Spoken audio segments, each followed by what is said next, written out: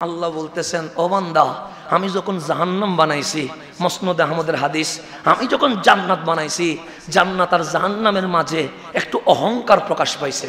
কি প্রকাশ পাইছে? আল্লাহ সব সইতে পারে, কিন্তু অহংকার সইতে পারে না।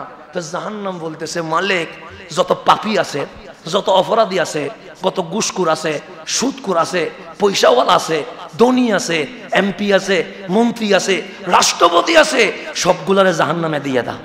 এটা কে বলতেছে? জাহান্নামে বলতেছে। আর জান্নাতে বলতেছে, মালিক, আমি একটা জিনিস চাইবো। আল্লাহ বলে, তুই কি চাইবি? যত গরিব, মিসকিন, ফকির, এগুলারে আমারে দিয়ে দাও। আল্লাহর কাছে কথা ভালো লাগে নাই। মুসনাদ আহমদ থেকে বলতেছি, আমার থেকে না। জান্নাত বানানোর পরে জান্নাত বলছে, মিসকিন, ফকির, গরিব আমাকে দাও। আর জাহান্নাম বলছে, যত ধনী, শিল্পপতি, কোটিপতি, ক্ষমতাওয়ালা, সুদখোর, ঘুষখোর, জেনাকারী, হানাহানি, খুনি, সবগুলারে আমারে দিয়ে দাও। তো আমার রাসূল বলছে, যখন জান্নাত জাহান্নাম এই কথা বলছে, আর আমরা বলছি, ইন্না হুদনা ইলাইকা, মালিক, আমরা তোমার দিকে চলে এসেছি। আর জাহান্নাম বলছে, মালিক, ওকে আমাকে দিয়ে দাও। আল্লাহ কলা, আল্লাহ বলে, জাহান্নাম শোন, আযাবি উসিবু বিহি মান আশা, আমি যাকে ইচ্ছা তাকে আযাব দিব।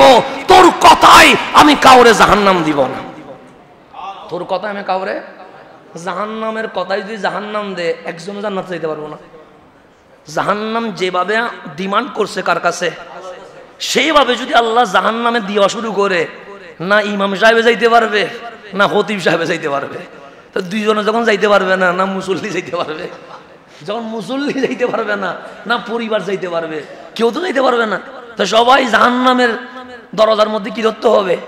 সিরিয়াল দিতে। কারণ জাহান্নাম যে ডিমান্ড আল্লাহর কাছে করেছে, অমুকরে দাও, অমুকরে দাও, অমুকরে দাও, অমুকরে দাও।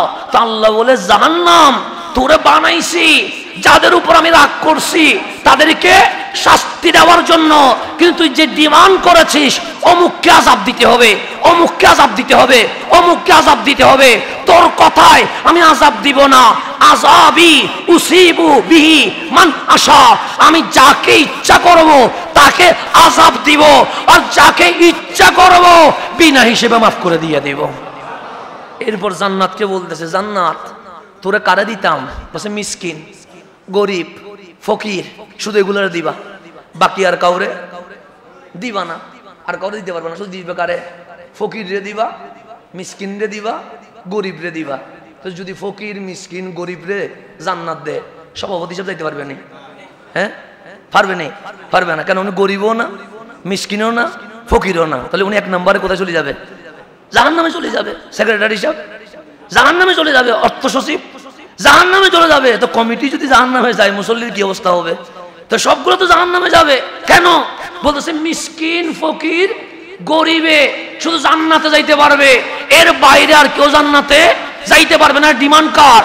জান্নাতের। তো আল্লাহ বলছে, এই জান্নাত শোন, তুই শুধুই বলছস শুধু আমার রহমত চলবে ফকিরের উপরে, মিসকিনের উপরে, গরিবের উপরে, আর কারো উপর রহমত চলবে না।